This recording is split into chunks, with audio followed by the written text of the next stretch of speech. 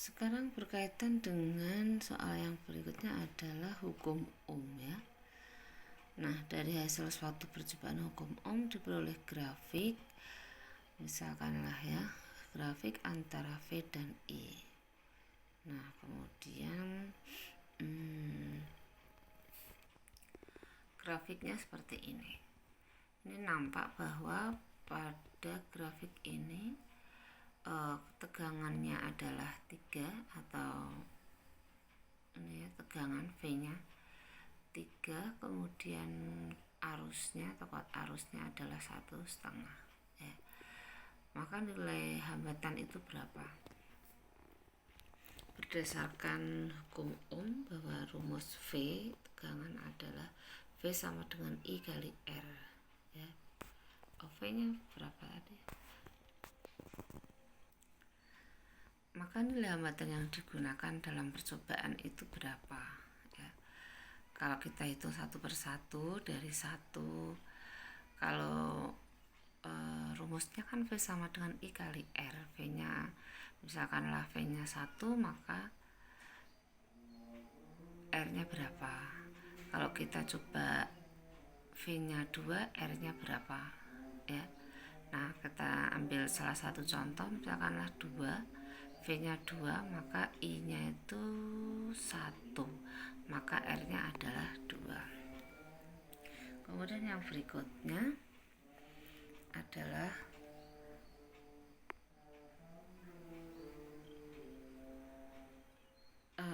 pada sebuah kawat lurus panjang mengalir arus listrik sebesar 2 ampere jika permeabilitasnya μ0 adalah 4pi 10⁻⁷, maka sebuah titik yang berjarak 5 cm dari kawat akan terpengaruh medan magnet sebesar berapa? Ini rumusnya B sama dengan μ0 kali I dibagi 2pi kali A, 4pi kali 10⁻⁷ kali 2 ya. Kita masukkan μ0 nya 4pi 10⁻⁷, I nya 2 dibagi 2pi kali A, A nya adalah 5 cm diubah jadi meter, maka 5 10⁻⁻2 yaitu 0,8 10⁻⁵, satuannya adalah Tesla. Kemudian besarnya gaya Lorentz yang dialami oleh sebuah kawat berarus 4 ampere yang melintas tegak lurus medan magnet 3,5 kali 10⁻⁷ Tesla. Berapa? Ini adalah gaya Lorentz ya. Berapa besarnya gaya Lorentz yang dialami sebuah kawat? Dirumuskan F sama dengan Bil sin theta. Bil sin theta itu B I L sin theta atau sin alfa boleh. B nya itu adalah 3,5 kali 10⁻⁷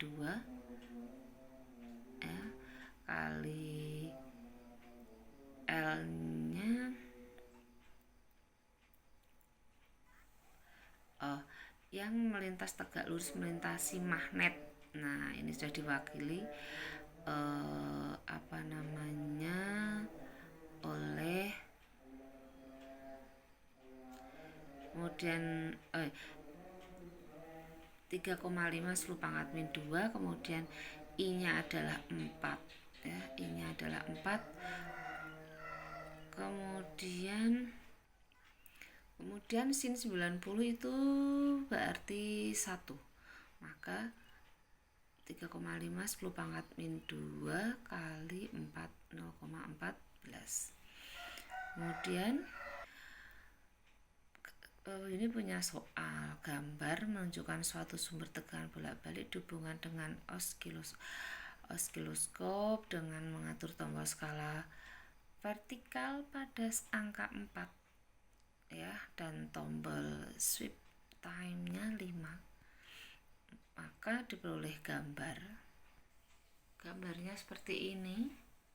Kalau gambarnya seperti ini, maka berapakah kalau kita mencari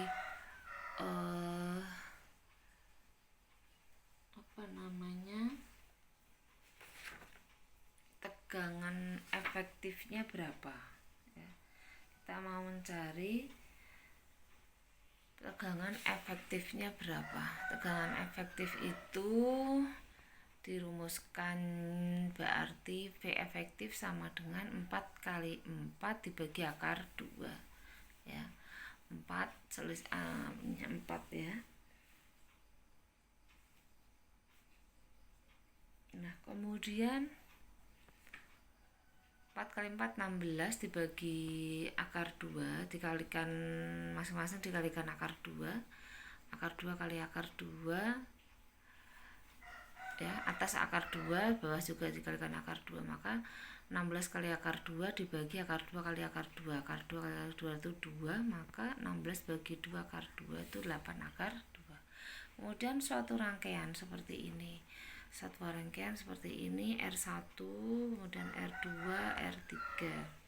Yang ditanyakan adalah apabila R1, 2, R2, 4, R3, 6, maka 4 arus yang mengalir pada rangkaian itu berapa ya. Sigma I plus I kali R sama dengan 0. Nah, kemudian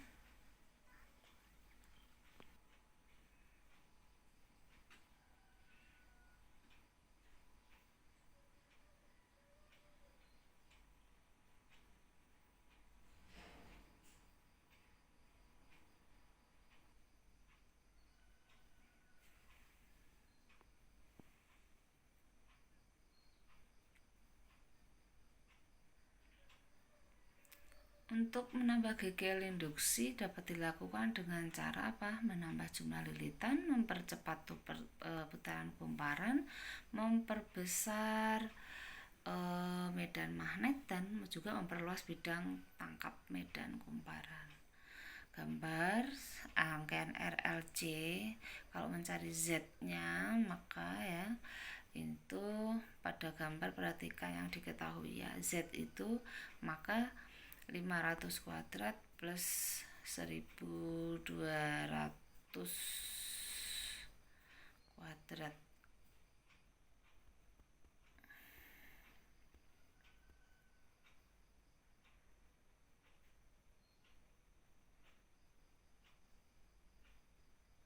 Kemudian cermin konvergen ya.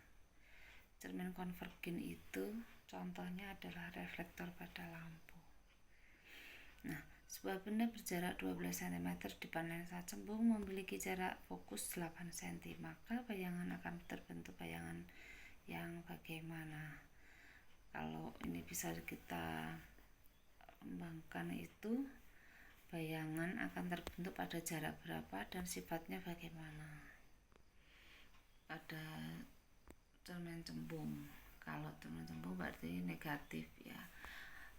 Seper S aksen sama dengan seper S min seper S.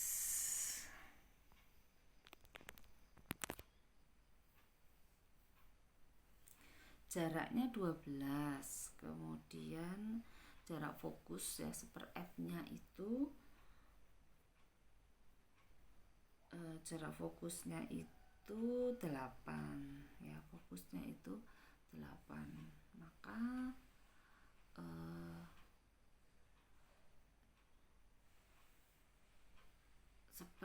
seper 8 seper fokusnya dikurangi ini lensa ya, lensa cembung ya, lensa cembung seper S sama dengan, maka seper fokus seper 8 dikurangi seper 12 itu letak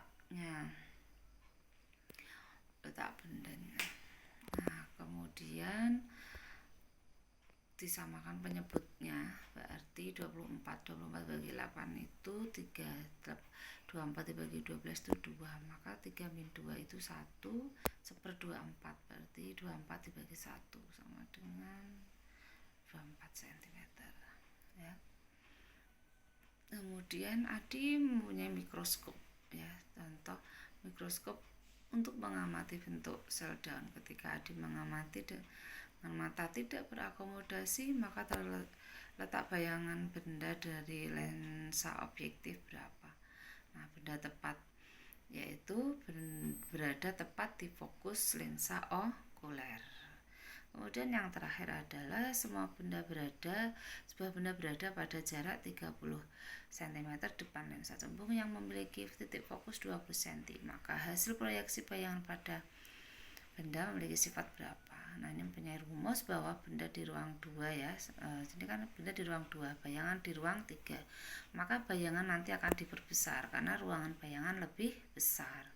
Sifatnya yang terbentuk adalah nyata, terbalik, dan diperbesar. Oke, anak-anakku, demikian soal-soal yang bisa kalian pelajari. Semoga nanti bermanfaat dan menambah pengetahuan buat kalian, dan juga hasil hari ini kalian akan lebih baik ya. Semoga bermanfaat, tetap semangat, jaga kesehatan, semoga nilainya baik-baik dan lulus semua. Oke, Bu ini akhiri. Assalamualaikum warahmatullahi wabarakatuh.